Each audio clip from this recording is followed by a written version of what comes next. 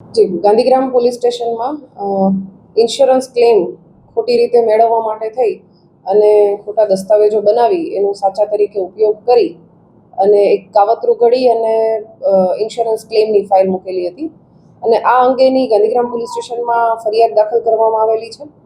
આ ગુનામાં અત્યાર સુધીમાં કુલ 5 આરોપીઓને પકડી પાડવામાં આવ્યા છે, જેમાં જે ઇન્સ્યોરન્સ ક્લેમ કરનાર વ્યક્તિ મયુર છુછાર એમણે 40 લાખનો ક્લેમ કરેલો હતો. બીજા છે ડૉક્ટર અંકિત કાથરાણી કે જે મયુરના ફિઝિયોથેરાપિસ્ટ તરીકેની ઓળખ આપેલી હતી અને મયુર સાથે મળી અને જ્યારે ઇન્સ્યોરન્સ એનું ક્લેમ પાસ થાય તો એ 40 લાખમાંથી 10 લાખ અંકિતે લેવાના હતા. એ રીતેની વાત નક્કી કરી અને અંકિતે મદદ કરેલી હતી. સાથે અંકિતે અન્ય આરોપીઓની મદદથી ખોટા MRI રિપોર્ટ પણ બનાવડાવ્યા છે અને હોસ્પિટલની ખોટી ફાઇલ અને હોસ્પિટલના ખોટા સર્ટિફિકેટ પણ બનાવડાવેલા છે. ત્રીજા આરોપી છે ભાવિક પરેશ માકડ કે જે સમર્પણ હોસ્પિટલમાં નોકરી કરે છે અને એણે જે સમર્પણ હોસ્પિટલની ખોટી ફાઇલ છે એ બનાવવા માટેની મદદ કરેલી છે. અને સાથે સાથે જ્યારે મયુર છુછાર સમર્પણ હોસ્પિટલમાં દાખલ થયેલ ત્યારે સાંજના સમયે મયુર છુછારને જવા દે રાત્રે અને સવારે ડૉક્ટર આવે એની પહેલાં ફરીથી મયુર છુછાર આવી જાય એ પ્રકારની વ્યવસ્થા પણ ભાવિક માખણ દ્વારા કરવામાં આવેલી છે. ચોથા આરોપી છે હિતેશ રામજી રવૈયા.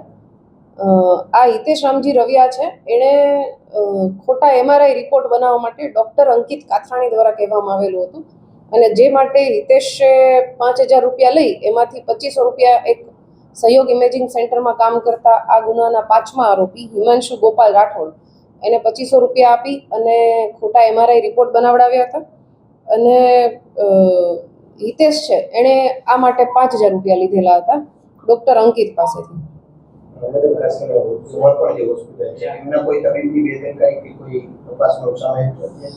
પ્રાથમિક દ્રષ્ટિએ પેલા 2 વ્યક્તિ વિરુદ્ધ ગુનો દાખલ થયેલો હતો અને તપાસ કરતા 2 દિવસમાં બાકીના 3 વ્યક્તિઓની સંડોવણી ખુલેલ છે, જેથી તેઓને અટક કરવામાં આવેલા છે. હવે આગળ સમર્પણ હોસ્પિટલમાં કોઈ ડૉક્ટર, કોઈ સંચાલક કે કોઈ મેનેજમેન્ટના અન્ય વ્યક્તિની જો સંડોવણી આવશે તો તેમના વિરુદ્ધ કાર્યવાહી કરવામાં આવશે. જે લેખિતમાં આપવામાં આવ્યું છે કે ડૉક્ટર દ્વારા કે તેમને પેરાલિસિસની અસર છે અને તેમને સારવાર છે તે સામાન્ય આપવામાં આવી હતી તેવું હોસ્પિટલના સંચાલકો કહી રહ્યા છે. તો ખરેખર આ દિશામાં કોઈ તપાસ કે એવું કંઈ સામે આવ્યું છે?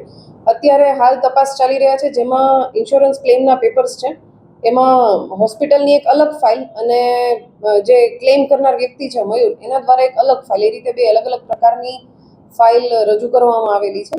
જેમાં એક ફાઇલમાં આ મયુરને ડાબા ભાગમાં પેરાલિસિસ હોય અને એક ફાઇલમાં પેરાલિસિસ હોય એ પ્રકારની તપાસ ચાલુ છે. ડોક્ટર અંકિત અગાઉ કોઈ આવા પ્રોગ્રેસ મેડિકલ તપાસ કરાવી ચૂક્યા છે કે એ તપાસ